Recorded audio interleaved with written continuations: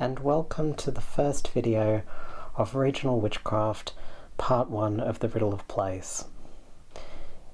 It could be said that it is a special time to be a witch at the moment.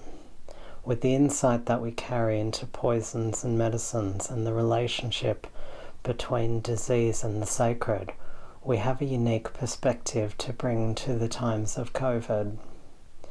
No discussion of animism is complete without addressing the personhood of COVID-19. We need to learn to decenter ourselves in these discussions.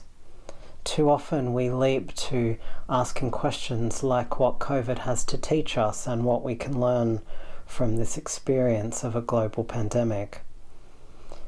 When really, what we probably need to learn is that COVID, as a person, like all other beings, is not here simply for us to teach us something or to help us in some way. Like every other being, which from an animistic point of view is everything, it exists for its own purposes, more so than to provide us with something.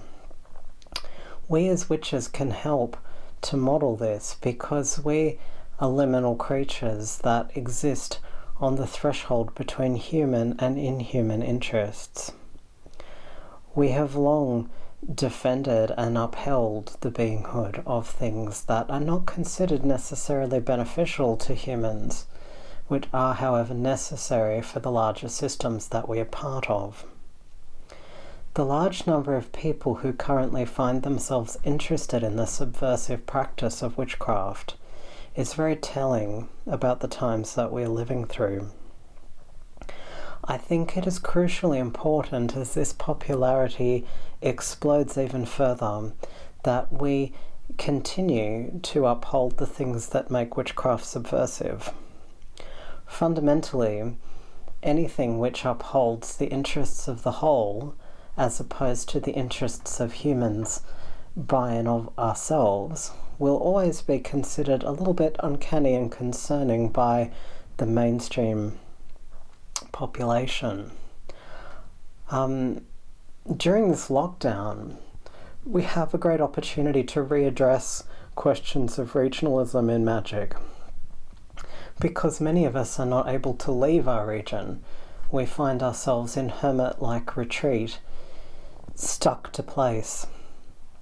And for that reason, the things that I want to address in this first video have to do with both acceptance of that situation and drawing power from it. We have lived for some time now in a greatly mentally connected world where we are able to be influenced by magical practices from all around the globe. We share in an instant these thoughts and ideas and inspiration from numerous cultures.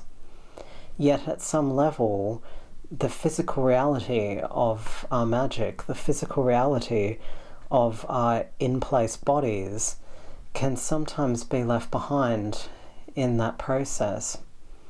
No longer is that truly possible because while we find ourselves in this lockdown situation, we physically realize the boundaries of our experience at a new level. So what I would like us to do together today comes across as very simple but is profound in its implications if followed through in its entirety. So the first one of those things is I would like you to cast your mind back to the last time that you found yourself in the role of visitor or tourist. It doesn't matter whether you've never travelled internationally, but just cast your mind to a time when you've gone to a location that you've never been to before and has all of the freshness about it. I personally have a very vivid memory of waking up with a disordered body clock in Barcelona one night and going out onto the balcony and looking around me at night time. The street cleaners were going about their nightly work, which to them must have seemed incredibly mundane, despite the ancient historical city that they were cleaning.